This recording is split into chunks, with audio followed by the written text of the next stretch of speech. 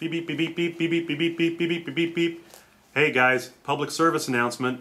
Rates are down again. We've got a little bit of a dip coming or going on right now.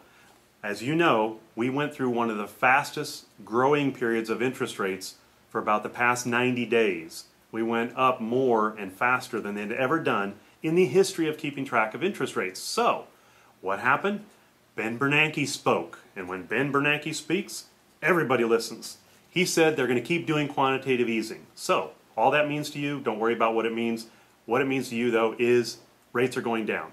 Right now, rates are down a little bit. I would say probably about 1/4% less than what they were before.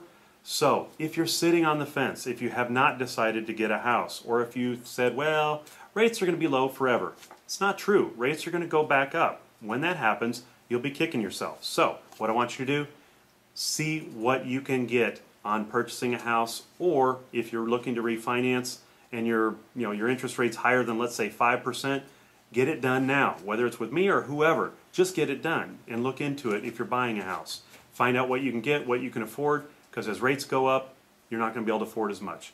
That's my public service announcement. That's my public service announcement for today. So, take care, and we'll look forward to talking with you. Bye-bye.